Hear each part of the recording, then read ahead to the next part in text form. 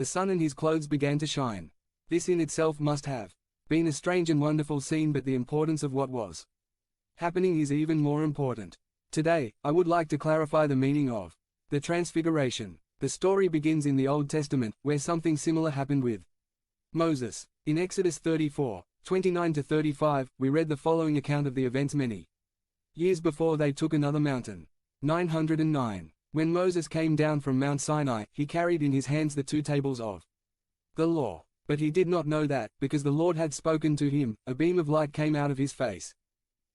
When Aaron and all the Israelites saw the shining face of Moses, they were afraid to approach him. But Moses called Aaron and all the leaders, and they returned to speak with him. Then all the Israelites approached him, and Moses ordered them to obey everything the Lord had told him on Mount Sinai. As soon as Moses finished speaking with them, he covered his face with a veil. Whenever she entered the presence of the Lord to speak with him, he would take off his veil while not leaving. Upon leaving it, he communicated to the Israelites what the Lord had commanded him to say.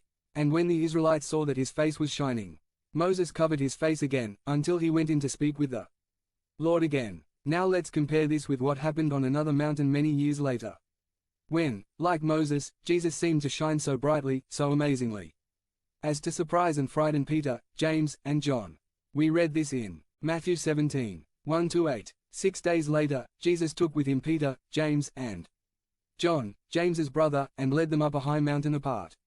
There he was, transfigured in their presence. His face shone like the sun, and his clothes became white as light. At this, Moses and Elijah appeared to them, talking with Jesus. Peter said to Jesus, "Lord, how good it would be for us to stay here. If you want, I will build 3 shelters, one for you, one for Moses, and one for Elijah." While he was still speaking, a luminous cloud appeared and enveloped them, from which came a voice that said, "This is my beloved Son.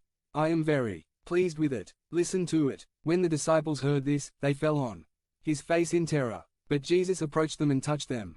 "Get up," he told them. "Do not be afraid." When they looked up, they saw no one but Jesus. Was this a random event, or was it a vision given by God that conveyed something, a deep meaning that was being revealed to the Lord's disciples? Let's turn to the Apostle Paul for an explanation. In 2 Corinthians 3, 11-18, Paul writes, "And if what was passing away came with glory, how much greater will be the glory of what remains? So, since we have such hope, we act with full confidence. We do not do like Moses, who put a veil over his face so that the Israelites would not see the end of the fading radiance.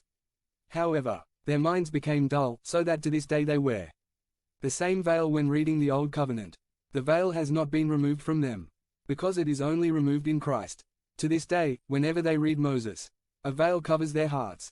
But, every time someone turns to the Lord, the veil is removed. Now the Lord is the Spirit, and, where the Spirit of the Lord is, there is freedom. Thus, all of us, who with our faces revealed, reflect the glory of the Lord as in a mirror, are transformed into his likeness with more and more glory by the action of the Lord, who is the Spirit. In the scene of the Lord's face shining just like the face of Moses, it is suggested 910 that the ministry of Jesus is connected with that of Moses. God spoke through Moses, and now God speaks through Jesus. But when God proclaims, "This is my beloved Son, I am very pleased with it," listen to him. Jesus is shown to be superior to Moses. The time of Moses was over and the new covenant of grace had begun. This is the meaning of the Transfiguration. In our celebration of the Lord's Supper, we remember the words that Jesus spoke during the Passover celebration in the upper room the night before he was crucified. During this